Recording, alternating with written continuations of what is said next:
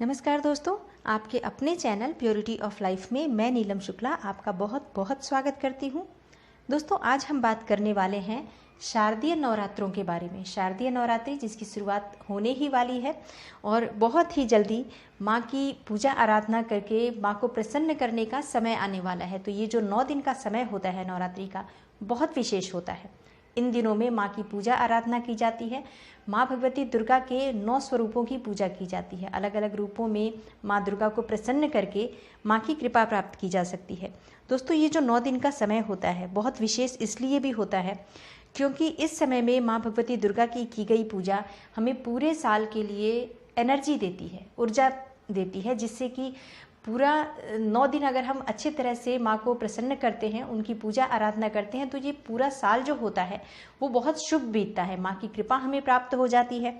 तो इसलिए ये जो 9 दिन होता है बहुत विशेष होता है। इन दिनों में हमें बहुत ध्यान रखना चाहिए कि हमसे किसी भी तरह की कोई गलती नहीं हो और हर वक्त माँ की पूजा आराधना में पूरे श्रद्धा भाव से लगे रहना चाहिए। तो ये 9 दिन होते हैं सुख सौभाग्य प्रदान करने वाले होते हैं। माँ की आराधना करके ये 9 दिनों में जो माँ के भक्त होते हैं समृद्धि प्राप्त करते हैं, सौभाग्य प्राप्त करते हैं और सभी तरह की मनोकामनाएं भक्तों की माँ पूरी कर देती हैं अगर श्रद्धा भाव से और विश्वास के साथ माँ की सही विधि से पूजा आराधना की जाए। तो दोस्तों, इस बार जो नवरात्रि का दिन है बहुत विशेष है क्योंकि इसमें बहुत सारे शुभ योग बन रहे हैं, शुभ संयोग बन रहे हैं। जिस समय में अगर आप पूजा आराधना करते हैं, किसी भी मनोकामना से अगर आप उस समय में उस दिन विशेष को पूजा करते हैं तो आपकी मनोकामना अवश्य पूर्ण होती है।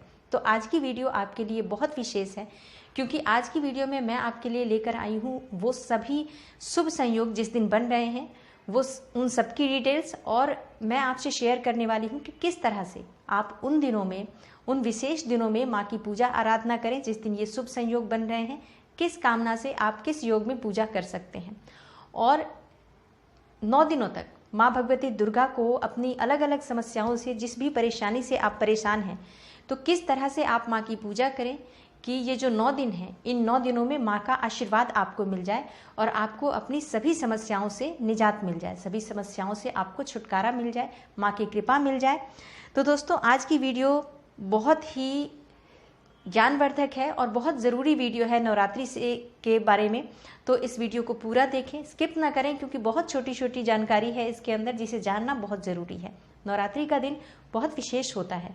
इसमें अपनी तरफ से भूल कर भी कोई गलती नहीं करनी चाहिए और हमें जानना बहुत ज़रूरी होता है कि कौन से ऐसे शुभ संयोग बन रहे हैं जिस विशेष समय में अगर हम माँ की पूजा आराधना करते हैं तो मनोकामना चाहे कोई भी हो अवश्य पूर्ण होती है। तो वीडियो को पूरा देखें और अगर आपको वीडियो अच्छी लगे तो लाइक ज़रूर करें, शेयर करें अपने फैमिली और फ्रेंड्स के साथ। चैनल पर अगर आप नए हैं तो चैनल को सब्सक्राइब जरूर कर लें और बेल आइकन को क्लिक कर लें। इससे ये होगा कि जब भी मैं कोई नई वीडियो अपलोड करूँगी तो उसकी नोटिफिकेशन सबसे पहले आपको मिलेगी।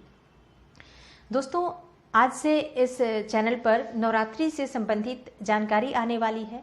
नवरात्रि में आप किस तरह से अपनी किस मनोकामना के लिए किस विधि से माँ की पूजा आराधना करें, ये सभी बातें आज से आने वाली हैं इस चैनल पर अलग अलग वीडियो में। तो आप चैनल को सब्सक्राइब कर लें अगर चैनल पर नए हो तो, और कनेक्टेड रहें चैनल से, जिससे कि आपसे कोई भी वीडियो मिस ना हो।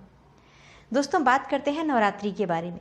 शारदीय नवरात्रि जिसकी शुरुआत होने जा रही है शनिवार 17 अक्टूबर से और 25 अक्टूबर तक है ये नवरात्रि। और इस दौरान हर दिन बहुत ही विशेष है शक्ति की आराधना के लिए, माँ भगवती दुर्गा की आराधना के लिए, और माँ भगवती दुर्गा की सही तरीके से पूजा आराधना करके विशेष लाभ की प्राप्ति की जा सकती है।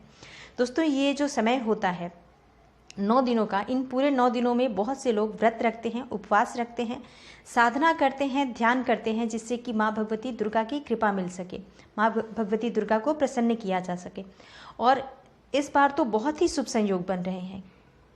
17 तारीख को और 17, 19, 23 और 24 अक्टूबर ये जो समय है 4 दिनों का, ये 4 दिन तक मंत्र साधना के लिए बहुत अच्छा दिन है, बहुत श्रेष्ठ दिन है क्योंकि इन दिनों में सर्वार्थ सिद्धि योग बन रहा है। और सर्वार्थ सिद्धि योग में अगर आप किसी मंत्र को सिद्ध करना चाहते हैं, कोई विशेष मनोकामना है आपकी जिसके लिए आप कोई विशेष मंत्र सिद्ध करना चाहते हैं, जिससे लक्ष्मी प्राप्ति करना चाहते हैं, संतान प्राप्ति करना चाहते हैं, या कर्ज से मुक्ति चाहते हैं, तो किसी मंत्र को आपको सिद्ध करना है या उस मनोकामना को पूर्ण करने के लिए आप किसी मंत्र का जप करना चाहते हैं, बहुत ही शुभ समय है।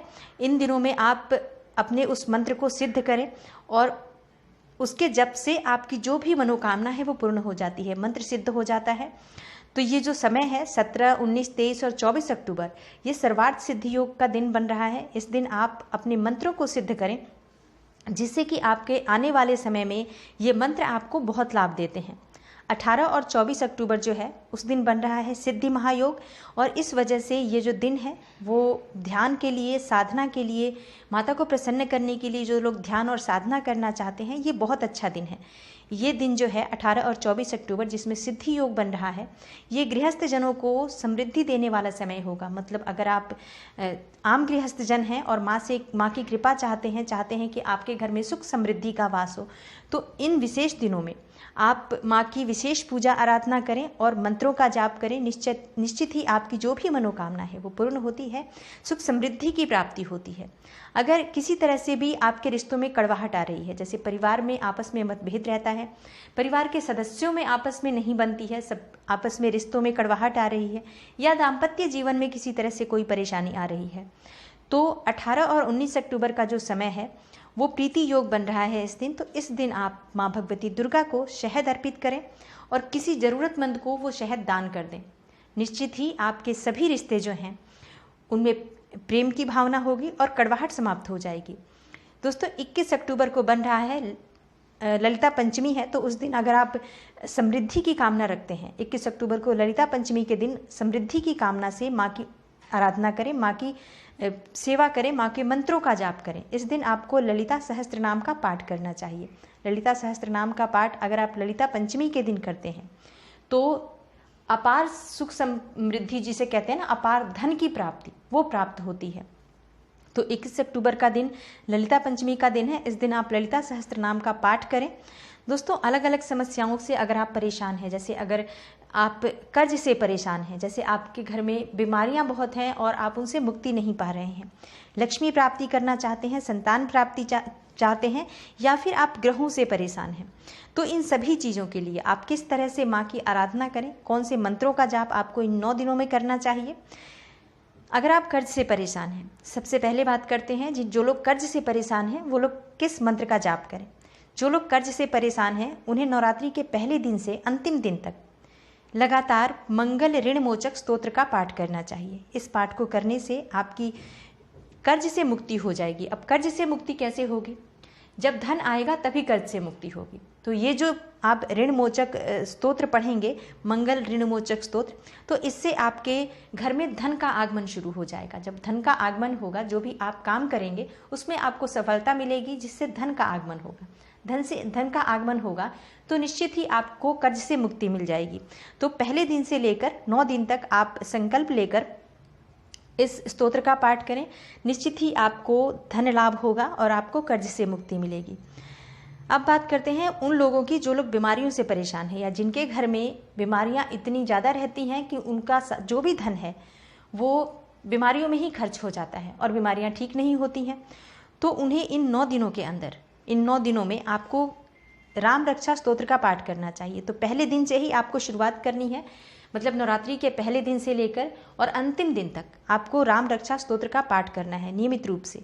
माँ से आप संकल्प लें, उनको प्रार्थना करें कि मेरे को बीमारियों से, हमारे घर में जो बीमारियां हैं उनसे हमें मुक्ति दें और कृपा करें। तो निश्चित ही आपकी जो भी परेशानी है, अगर दीर्घकालिक बीमारियां हैं, जैसे कुछ ऐसे भी लोग हैं जो बहुत समय से बीमार हैं और ठीक नहीं हो रहे हैं, तो ये जो 9 दिन है बहुत विशेष है। एक तो इसमें इतने अच्छे योग बन रहे हैं कि आप जो भी मनोकामना से आप पूजा करेंगे माँ की पूरे श्रद्धा भाव से, वो निश्चित ही पूर्ण होगी।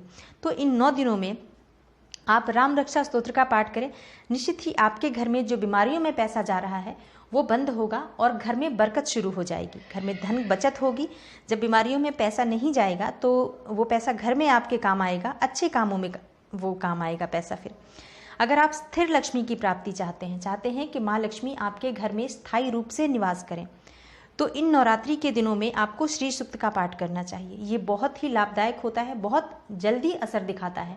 और जो ये 9 दिन नवरात्रि के होते हैं, इन दिनों में विशेषकर कोई भी मंत्र आप पहले दिन से लेकर अंतिम दिन तक 9 दिनों तक आप संकल्प के साथ करें, एक निश्चित गिनती के साथ करें कि आप प्रतिदिन कितने पाठ करना चाहते हैं। इस तरह से संकल्प के साथ आप 9 दिनों तक करें तो श्री सूक्त के इन 9 दिनों तक पाठ करने से आपके घर में स्थिर लक्ष्मी का वास होगा। माँ लक्ष्मी स्थायी रूप से घर में आपके निवास करेंगी। जो लोग राहु केतु और शनि ग्रह की पीड़ा से परेशान हैं, ग्रहों की वजह से वो लोग परेशान हैं, उनको नवरात्रि के दिनों में माँ काली की आराधना करनी चाहिए। माँ काली की साधना से उनको ग्रहों से रिलेटेड जो भी परेशानियां आ रही हैं उससे उनको मुक्ति मिलेगी। दोस्तों, नवरात्रि में देवी के अथर्व शीर्ष का पाठ अगर आप करते हैं तो सभी प्रकार के भौतिक सुखों की प्राप्ति हो जाती है, सभी प्रकार के ऐश्वर्य की प्राप्ति होती है। तो सुख समृद्धि की प्राप्ति के लिए और भौतिक सुखों की प्राप्ति के लिए नवरात्रि में माँ भगवती दुर्गा के अथर्व शीर्ष का पाठ करना चाहिए।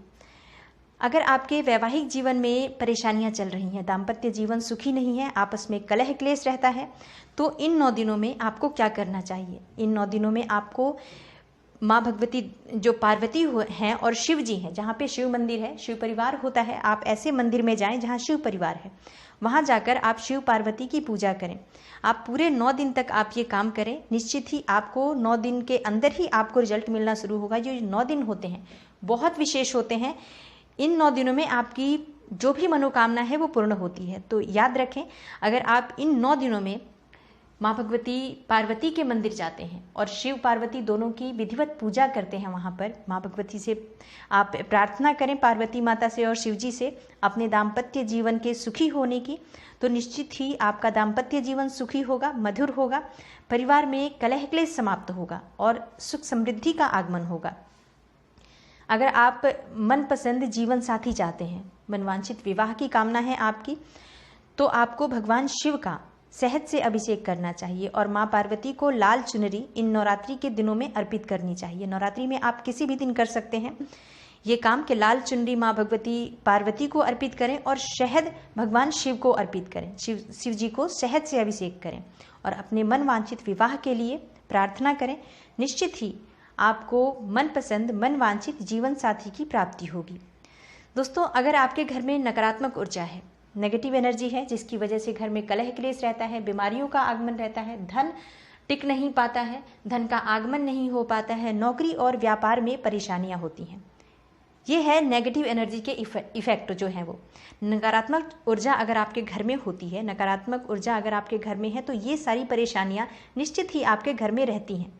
बेवजह घर में बीमारियां रहती हैं, व्यर्थ के खर्चे रहते हैं, धन का आगमन नहीं होता है, व्यापार में वृद्धि नहीं होती है, नौकरी में परेशानी रहती है, परिवार में आपस में सभी सदस्यों में कलह क्लेश बना रहता है। अगर ऐसी स्थिति आपके घर में है तो आपको नवरात्रि के इन 9 दिनों में भैरव मंदिर में जाकर दीपदान करना चाहिए। इससे आपकी जो घर में नकारात्मक ऊर्जा है उससे आपको छुटकारा मिल जाएगा और इन सभी परेशानियों से छुटकारा मिल जाएगा। दोस्तों, अब बात करते हैं कि अगर धन की कमी से आप परेशान हैं और चाहते हैं कि आपके घर में धन आना शुरू हो जाए, धन का आगमन शुरू हो जाए, तो नवरात्रि के पहले ही दिन आप 11 लघु नारियल जो होते हैं, लघु नारियल 11 ले लें और एक लाल कपड़ा बिछा दें। माँ जहाँ पे आपने माँ का मंदिर स्थापित किया है, जहाँ पे आपने माँ की मूर्ति स्थापित की है, पूजा कर रहे हैं, वहाँ पर ही एक लाल कपड़ा बिछा दें और उस पर ये 11 नारियल आप रख दें और 9 दिनों तक लगातार उनकी पूजा करें। जैसे माँ की पूजा करते हैं आप, वैसे ही उन नारियल की भी पूजा करें।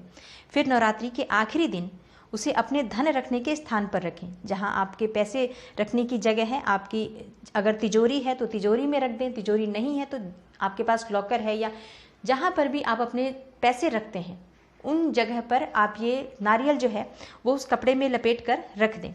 इससे आपके घर में स्थिर लक्ष्मी का वास होगा। धन से आप अगर परेशान हैं, किसी भी तरह से धन का आगमन आपके घर में नहीं हो रहा है, तो निश्चित ही ये उपाय करने के बाद आपके घर में धन का आगमन शुरू होगा और धन आपके घर में टिकेगा, मतलब स्थिर लक्ष्मी का वास आपके घर में होने लगेगा। दोस्तों, अब बात करते हैं उन लोगों के बारे में जो लोग संतान सुख को लेकर बहुत परेशान हैं, जिनके पास कोई संतान नहीं है। उन लोगों को नवरात्रि में माता भुवनेश्वरी की पूजा करनी चाहिए। माँ भुवनेश्वरी की पूजा करने से आपके घर में संतान का आगमन होता है। ये जो उपाय हैं ये इसलिए काम करेंगे क्योंकि इन 9 दिनों में जो एनर्जी लेवल होता है माँ का वो बहुत हाई होता है। सब लोग माता की आराधना करते हैं और माँ भगवती दुर्गा के इन 9 दिनों को उत्सव की तरह, त्योहार की तरह मनाया जाता है धूमधाम से। तो जो ऊर्जा होती है इसका स्तर बहुत ऊंचा होता है। तो इस समय में अगर आप किसी भी मनोकामना से आप भी भगवान की पूजा करते हैं, मतलब माँ दुर्गा की पूजा करते हैं, अपनी मनोकामना से रिलेटेड मंत्रों का जाप करते हैं और पूरे श्रद्धा भाव से, विश्वास से आप माँ दुर्गा की पूजा आराधना करते हैं, तो निश्चित ही आपकी मनोकामना अवश्य पूर्ण होती है। अगर आप इस विश्वास के साथ इन उपायों में से अपने समस्या से संबंधित कोई भी उपाय करते हैं तो ये उपाय अवश्य काम करते हैं। विश्वास आपका अडिग होना चाहिए माँ दुर्गा पर, श्रद्धा आपकी अटूट होनी चाहिए, तभी ये उपाय काम करते हैं। दोस्तों, उम्मीद करती हूँ आज की ये वीडियो आपको ज़रूर अच्छी लगी होगी। आगे भी इस तरह की वीडियो आने वाली हैं। नवरात्रि में जितनी भी परेशानियां हैं, जो भी समस्याएं हैं, या किस तरह से माँ दुर्गा की पूजा करें, कौन से मंत्रों से माँ दुर्गा को प्रसन्न करें, तो ये सभी वीडियो आगे मैं आपको देने वाली हूँ। इसलिए चैनल से जुड़े रहें, कनेक्टेड रहें। और अगर आप कोई अपनी समस्या से संबंधित वीडियो चाहते हैं तो आप कमेंट बॉक्स में कमेंट करके मुझे ज़रूर बताएं कि मैं किस विषय पर आपको वीडियो बनाऊं आगे, तो मैं आपके लिए ज़रूर वो वीडियो बनाऊंगी। आज की वीडियो आपको कैसी लगी ये कमेंट बॉक्स में कमेंट करके मुझे ज़रूर बताएं। मैं मिलती हूँ आपसे अगली वीडियो में। तब तक के लिए नमस्कार।